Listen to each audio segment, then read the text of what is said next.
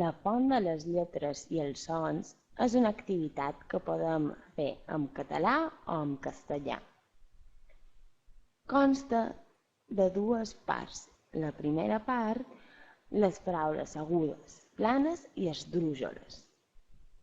Ens indica les normes ortogràfiques de per què cada tipus de paraula s'accentua i ens dona exemples d'aquestes.